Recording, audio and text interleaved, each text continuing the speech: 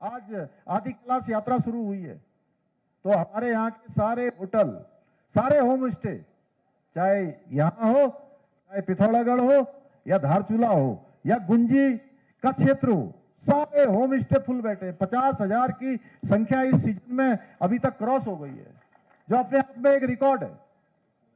पहले के समय में पूरे साल भर 500-700 लोग आते थे, और अब इस साल यह आंकड़ा मुझे लगता है कि 1 लाख को पार करेगा। तो इसलिए भविष्य की जो चुनौतियां हैं उनको भी ध्यान में रखना है। इसको ध्यान में रखकर भारत नेपाल सीमा पर ड्राई पोर्ट 177 करोड़ रुपए की लागत से बन रहा है, जिसके बनने के बाद व्यापार और रोजगार की नई संभावनाएं सृजित होंगी। इतना ही नहीं, हम बच्चों को साइंस, टेक्नोलॉजी, इनोवेशन और एआई, इस पे हमारे चंपावत जनपद के बच्चे भी आगे बढ़े। और आज भारत जिस प्रकार से इन क्षेत्रों में तरक्की कर रहा है, उसमें हमारे बच्चे भी उसके भागीदार बने। इसलिए हमने 57 करोड़ रुपए की लागत से चंपावत में साइंस सेंटर का निर्माण हो रहा है। विज्ञान एवं नवाचार से हमारे बच्चों को जोड़ने का काम होगा। साथ ही adventure park, Jim Corbett trail भी यहाँ की पर्यटन की संभावनाओं में वृद्धि करेगा।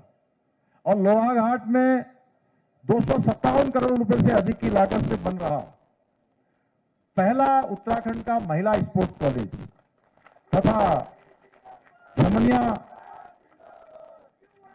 का, बाद में लगा लेना एक साथ, छमनिया का सिंथेटिक ट्रैक हमारी बेटियों को राष्ट्रीय और अंतर्राष्ट्रीय स्तर पर मजबूत करने का, उनको पहुंचाने के लिए, अपनी पहचान बनाने के लिए, उनके व्यक्तित्व के विकास में खेल की संभावनाओं के लिए अनेक द्वार खोलेगा। इतना ही नहीं, आज टनकपुर में 122 करोड़ रुपए की लागत से आंतरिक पेयजल लाइन पर भी काम किया जा रहा है। 237 करोड़ रुपए की लागत से आधुनिक आईएसबीटी का निर्माण भी टनकपुर में मां पूर्णागिरी के धाम आने जाने वाले लोगों के लिए, उसका भी काम तेजी से चल रहा है। इसके अलावा गेस्ट हाउस, कम्युनिटी हॉल इस पूरे क्षेत्र को एक नई पहचान देगा। भाइयों बहनों, ये तो केवल कुछ योजनाएं ही हैं। इसके अलावा भी चंपावत जिले में अनेक विकास के कार्य किए जा रहे हैं।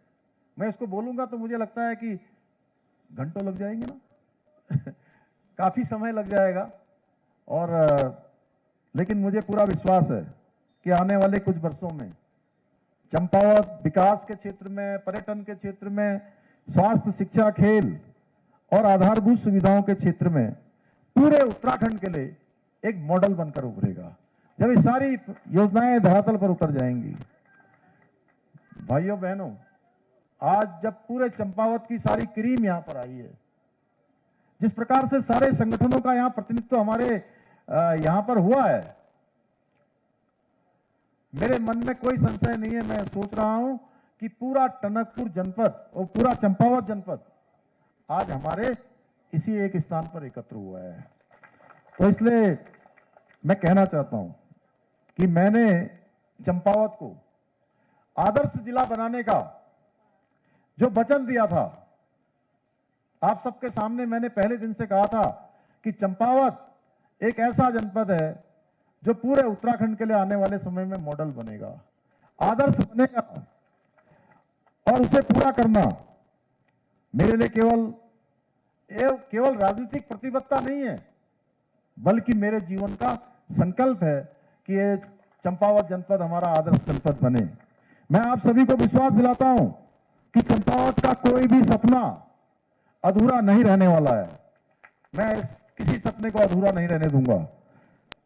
जब तक यहां का प्रत्येक अधूरा कार्य पूरा नहीं हो जाता है, प्रत्येक युवा को आगे बढ़ने के लिए अवसर नहीं मिल जाते हैं, प्रत्येक क्षेत्र यहां का छोटा विकास की मुख्य धारा से जब तक प्रत्येक गांव नहीं जुड़ जाता है, तब तक मैं आपका भाई, आपका बेटा चैन से नहीं बैठूंगा। भाइयों बहनों, जब कोई सरकार बड़े निर्णय लेने का साहस करती है, तब स्वाभाविक रूप से कुछ स्वार्थी और देश विरोधी पार्टियों की राजनीति खतरे में पड़ जाती है। उनको लगता है कि हमारी जमीन खिसक रही है, और इस बात को ध्यान में रखते हुए अब मैं कुछ बिंदु आपके सामने रख रहा हूं। आप विचार कीजिए कि हमने राज्य के अंदर कठोर धर्मांतरण का कानून बनाया,